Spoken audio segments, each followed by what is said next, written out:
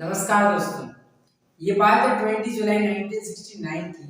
तब Apollo 11 mission चंद्रमा पर लैंड करता है, जिसमें बैठे हैं दो एस्ट्रोनॉट जिनका नाम होता है नील आर्मस्ट्रॉन्ग और बज एल्ड्रिन। जो नील आर्मस्ट्रॉन्ग होते हैं वो लीडर होते हैं। नील आर्मस्ट्रॉन्ग जब अपने लूनार मॉडल से बाहर निकलते हैं तब एक्सीडेंटली उनसे लूनार मॉडल का एक बहुत ही इंपॉर्टेंट पार्ट टूट जाता है और उन दोनों को पता नहीं चल पाता है, क्योंकि वहां पर वैक्यूम है, वहां पर एयर है, इसलिए आवाज ट्रेवल नहीं कर सकती। वो जो पार्ट था वो स्विच था, जो कि लूनार मॉडल और कमांड मॉड्यूल को आपस में जोड़ता था। इसके बाद इस बात से अनजान नील आर्मस्ट्रॉन्ग अपना पहला कदम रखते हैं मून पर और वर्ल्ड के पहले इंसान बन जाते हैं मून पर पहले पहुंचने वाले। लेकिन क्या ऐसा सच में हुआ था? कुछ लोगों का मानना है कि ये सिर्फ दिखावा है अमेरिका की तरफ से, वरना जो वो झंडा है वो क्यों लहरा रहा होता है। चलिए जानते हैं इसके बारे में, इसकी पूरी video.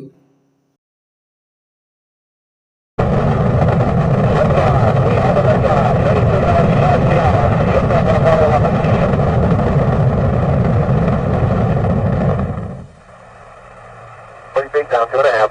Picking up some dust. 3 feet, 2.5 down. Take shadow. 4 forward. 4 forward. Drifting to the right a little. 6, down and a half. Contact light. Okay, engine stop. Listen, Tranquility Base here. The Eagle has landed. Rocket Tranquility, we copy you on the ground. You got a bunch of guys about to turn blue. We're breathing again. Thanks a lot. Okay, Neil, we can see you coming down the ladder now. I'm at the foot of the ladder. The 11-foot beds are only compressed in the surface about 1 or 2 inches. I'm going to step off the limb now. It's one small step for man, one giant leap for mankind. Tony, this is so great you gave Williams. I believe it's ready. It's ready, John. Okay, let's go. Would you tell? We got all your steering. It's great. Oh, this is going to be tough.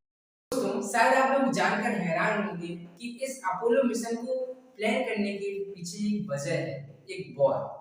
सही मायने में कहा जाए तो एक cold war जो कि चल रही थी अमेरिका और सोवियत यूनियन के बीच में। उन दोनों के बीच में एक रेस चल रही थी कि कौन पहले स्पेस में पहुंच पाता है। 1957 की बात है। सोवियत यूनियन पहली कंट्री बन जाती है स्पेस में मैन मेड आर्टिफिशियल सैटेलाइट भेजने वाली। यह देखकर अमेरिका वाले बड़े ही शॉक हो जाते हैं कि ये लोग हमसे आगे कैसे। इसके लगभग 3 महीने बाद 1958 में अमेरिका भी अपनी मैन मेड आर्टिफिशियल सैटेलाइट भेज देते हैं। इसके लगभग 3 साल बाद 1961 में सोवियत यूनियन एक बहुत बड़ा शॉक देती है अमेरिका को, क्योंकि यूरी गागरिन जो कि सोवियत यूनियन के हैं वो पहले आदमी बन जाते हैं स्पेस में जाने। कुछ हफ्ते बाद 25 मई 1961 में the president of America John F Kennedy एक कॉन्फ्रेंस के द्वारा वादा करते हैं कि वो इस दशक के खत्म होने से पहले ही इंसान को मून पर ले जाएंगे और उन्हें वापस भी लाएंगे। यह बात सुनकर कई लोगों को विश्वास नहीं होता है, क्योंकि उस टाइम पर ना ही कोई मोबाइल चलते थे, ना ही कोई इंटरनेट की फैसिलिटी थी, ना ही कोई जीपीएस लोकेशन थी। लेकिन अगले 5 सालों में the government of America as a additional fund space program को 7 to 9 बिलियन डॉलर देती है और कुछ महीने बाद उसकी टेस्टिंग स्टार्ट हो जाती है। जैसे रॉकेट की टेस्टिंग होना, एडिशनल कुछ सब्सटेंस चाहिए तो उसकी टेस्टिंग होना, ल्यूनर मॉड्यूल की टेस्टिंग होना, कमांड मॉड्यूल की टेस्टिंग होना।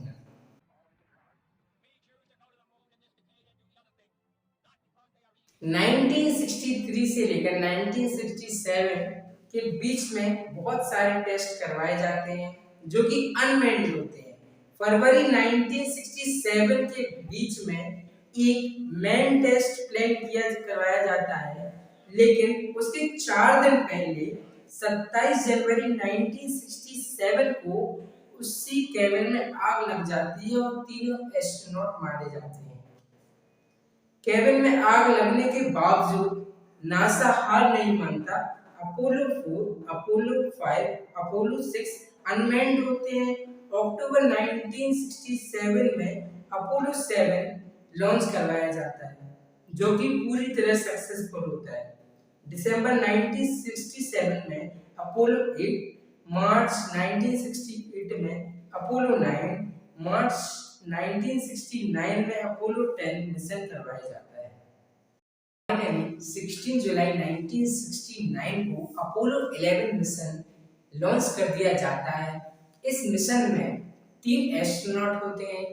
पहले होते हैं नील आर्मस्ट्रॉन्ग, दूसरे होते हैं माइकल कॉलिन और तीसरे होते हैं बज एल्ड्रिन। इसमें माइकल कॉलिन को मून पर जाने का मौका नहीं मिलता है, सिर्फ 2 ही एस्ट्रोनॉट जाते हैं। इसका कारण मैं अभी आपको बताऊंगा।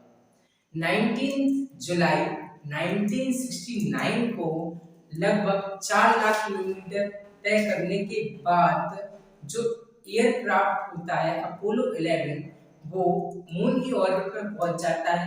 अब जो स्पेसक्राफ्ट है उसको 2 पार्ट में डिवाइड होना पड़ेगा। एक होगा कमांड मॉड्यूल और दूसरा होगा लूनर मॉड्यूल। जो लूनर मॉड्यूल होता है वो मून की सरफेस पर जाता है और जो कमांड मॉड्यूल होता है उसका काम होता है उस ऑर्बिट में ट्रेवल करते रहेगा। जो लूनर मॉड्यूल होता है उसमें बैठे हैं माइकल कॉलिन नहीं बैठे हैं, नील आर्मस्ट्रॉन्ग और बज ऑल्ड्रिन बैठे हैं, और जो कमांड मॉड्यूल है उसमें बैठे हैं माइकल कॉलिन। यही रीजन है कि उनको मून पर जाने का मौका ही नहीं मिलता है। मेरी नजरों में माइकल कॉलिन का इस मिशन में योगदान सबसे ज्यादा अधिक रहा है, क्योंकि अगर वो नहीं होती तो कमांड मॉड्यूल और लूनर मॉड्यूल को आपस में कनेक्ट नहीं किया जा सकता था। नील आर्मस्ट्रॉन्ग जब अपना पहला कदम रखते हैं मून पर, इस मूवमेंट को लोग लाइव देख रहे थे। 650 मिलियन लोग लाइव देख रहे थे। नील आर्मस्ट्रॉन्ग के बाद बज ऑल्ड्रिन उनके पीछे आते हैं और लगभग 2.5 घंटे वहां पर रिसर्च करते हैं और 2.5 घंटे में कई सारे फोटोज खींचते हैं और सैंपल्स कलेक्ट करते हैं, और उस टाइम बाद वो सेफली लैंड करते हैं हमारी अर्थ के समुद्र में और 2 हफ्ते के लिए क्वारंटीन रहते हैं, जिससे अगर उनमें कोई अजीब और गरीब बैक्टीरिया या फिर कुछ भी डिसीज आ गई है तो वो सही रिकवर हो सके, उसके बारे में पता लगाया जा सके। चलिए दोस्तों, अब बात करते हैं पॉपुलर थ्योरीज के बारे में। लोगों को ऐसा लगता है कि अमेरिका दिखावा कर रही है, क्योंकि नहीं तो ऐसा बताइए कि झंडा क्यों हिल रहा होगा। दोस्तों इसका सिंपल सा रीजन है कि ये झंडा तभी हिलता है जब एस्ट्रोनॉट उसके पास में होते। सबसे पहले हम आपको बता देते हैं कि जो फ्लैग है वो एल्यूमिनियम रॉड से बना हुआ था। एल्यूमिनियम रॉड जो कि वर्टिकल और हॉरिजॉन्टल दोनों थी। साइंटिस्ट को पता था कि वहां पर वैक्यूम है, इसलिए जो झंडा है हमारा, जो फ्लैग है वो लहराएगा नहीं। इसलिए साइंटिस्ट ने वर्टिकल के साथ साथ हॉरिजॉन्टल रॉड भी लगाई हुई थी, जिससे जो हमारा फ्लैग वो सिंपल सीधा दिखाई दे। अब दूसरी बात करते हैं हम लोग कि लोग कहते हैं कि उसकी जो फोटोज हैं वो उनमें एक भी फोटोज में स्टार्स दिखाई नहीं दे रहे हैं। इसका एक और सिंपल सा रीजन है, क्योंकि ये जो लैंडिंग हुई थी ये डे टाइम में हुई थी, सन के कारण हमें स्टार्स दिखाई नहीं दे रहे थे। और ये जो कुछ लोग ऐसा कहते हैं कि इसमें जो पिक्चर्स में शैडोज इधर उधर हैं इसलिए है क्योंकि कोई हॉलीवुड की मूवीज की तरह है और इसमें कोई भी एक सोर्स ऑफ लाइट नहीं है। ये सही बात है कि वहां पर एक कोई सोर्स ऑफ लाइट नहीं थी, लेकिन इसका सही आंसर यह है कि उसके साथ सन एक सोर्स ऑफ लाइट था और दूसरा वो खुद मून एक सोर्स ऑफ लाइट था, क्योंकि जो मून है वो रिफ्लेक्शन करता है सन की लाइट का, जिसके कारण हम लोगों को कई सारी तरह की शैडोज दिखाई दे रही थी। अगर आप लोगों को हमारी वीडियो से इंफॉर्मेटिव लगे तो सब्सक्राइब करें हमारे चैनल को। Thank you so much.